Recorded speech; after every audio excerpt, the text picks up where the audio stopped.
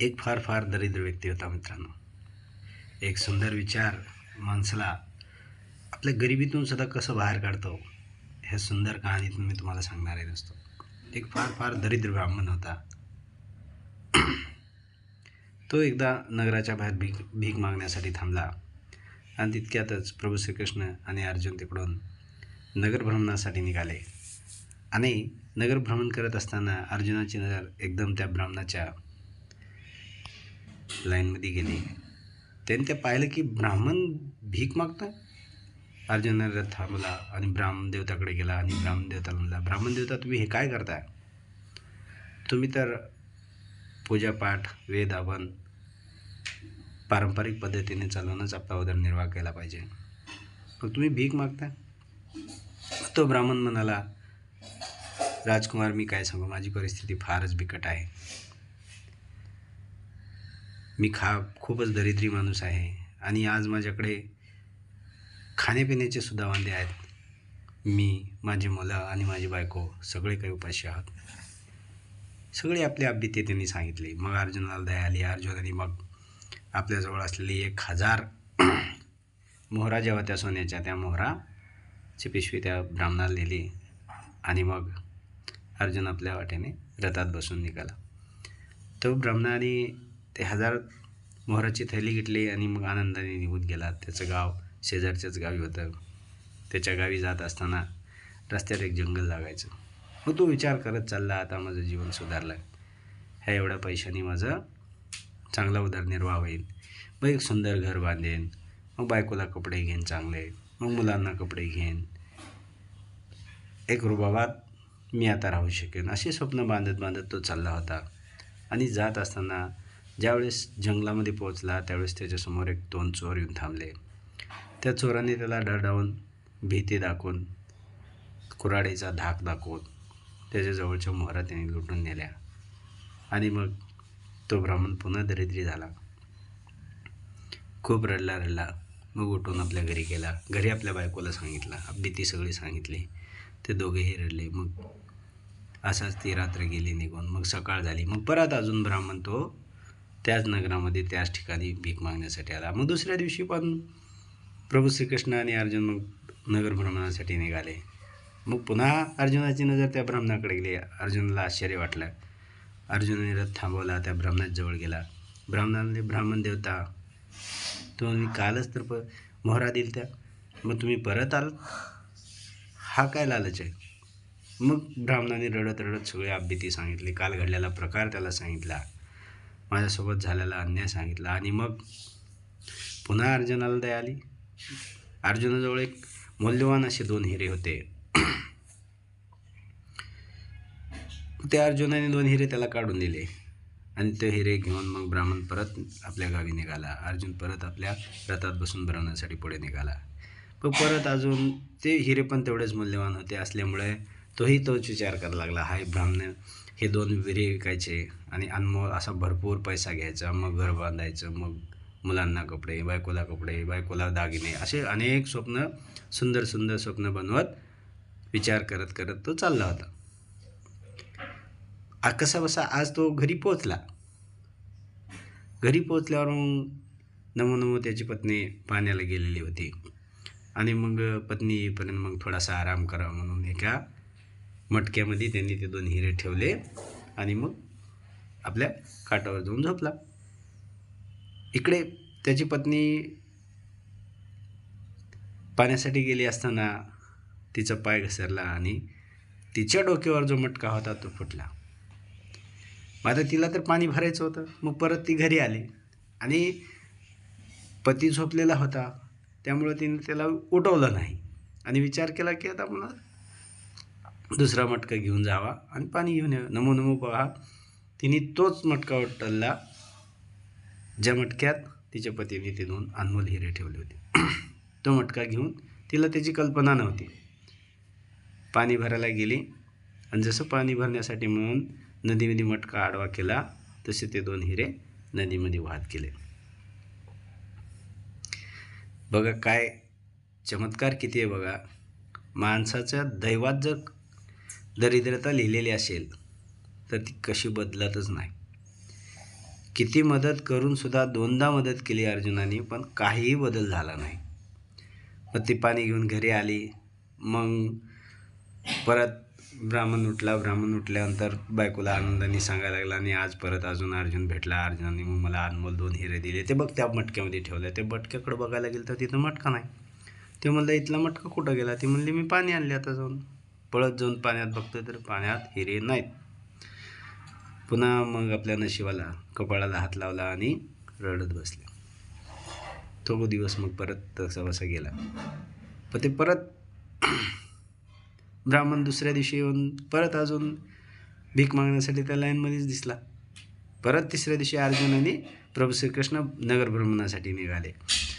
मग परत अर्जुनाची नजर ब्राह्मणाकडे गेली, पण ह्यावेळेस खूपच आश्चर्य वाटलं अर्जुनाला की असं झालं काय नक्की. मग परत रथ थांबवला आणि ब्राह्मणाला विचारलं की काय झालं असं. मग ब्राह्मणाने परत रडत रडत आपली अभीती सांगितली की असा प्रकार झाला, आणि त्यामुळे ते 2 हिरेसुद्धा मी गमावून बसलो आणि परत दरिद्री झालो. अर्जुनाला फार आश्चर्य वाटलं. त्यांनी वळून प्रभू श्रीकृष्णाकडे पाहिलं. श्रीकृष्णाकडे पाहिल्यावर श्रीकृष्णाला विचारलं, प्रभू असं काय होतंय?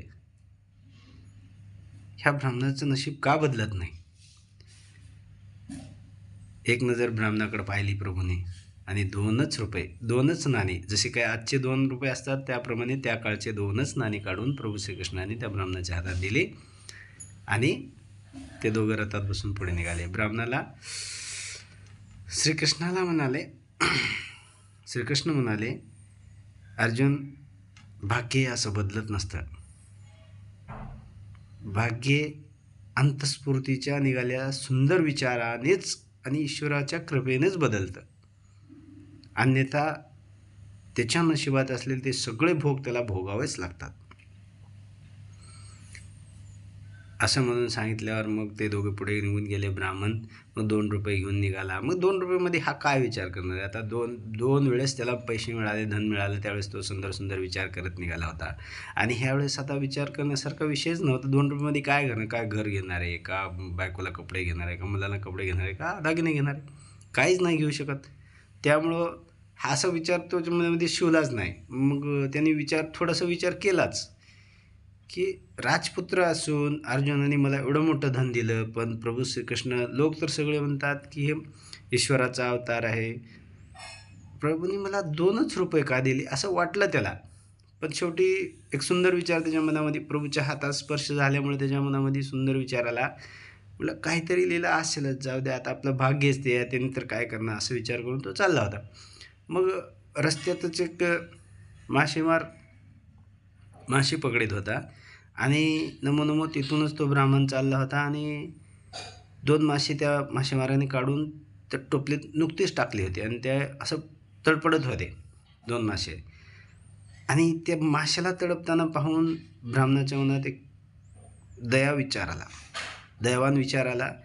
आता विचार केला, ह्या 2 रुपयामध्ये आपण तर काय करणार आहोत, त्यामुळे आपण या 2 माशाचे जीव वाचवू, आणि जे होईल ते होईल असा विचार करून ते 2 रुपये त्या मासेमाराला दिले, आणि ते 2 तडपणारे मासे घेतले आणि कमंडलूमध्ये टाकले.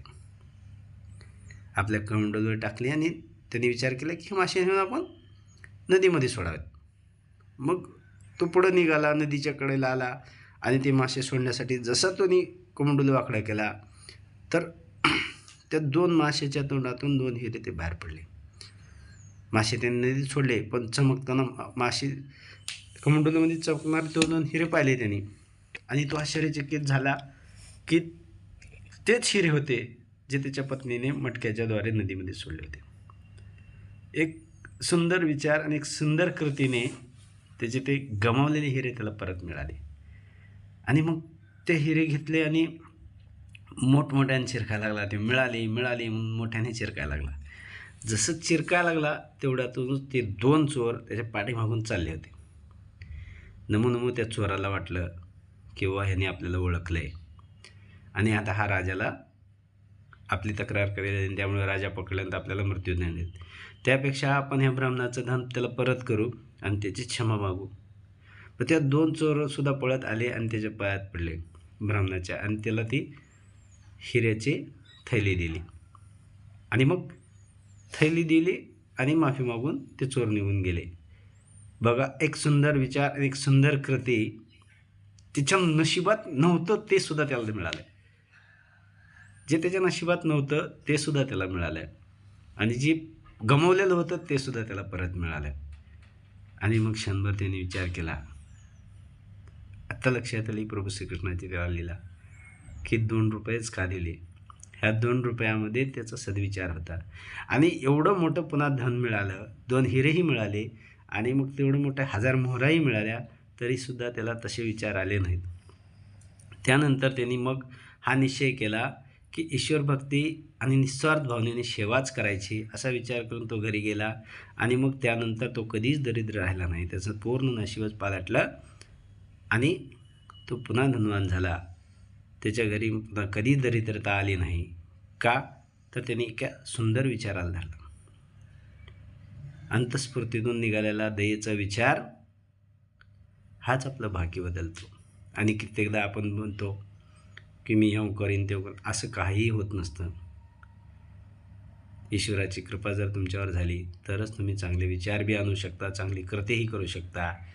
नमो नमो प्रभू श्रीकृष्णाचा स्पर्श त्या पैशाला झाला, त्या ब्राह्मणाला मिळाले, त्याच्यात ते चांगले विचार उत्पन्न झाले आणि त्याची नशिबात.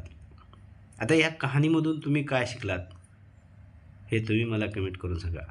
तुम्ही मित्रांनो व्हिडिओ तर पाहता पण आमच्या व्हिडिओला लाईक करत नाही, शेअर करत नाही. आपल्या चॅनलला सहकार्य करा, सबस्क्राईबसुद्धा करा. तुम्हाला एक विनंती आहे आणि खूप खूप धन्यवाद. जय श्रीराम.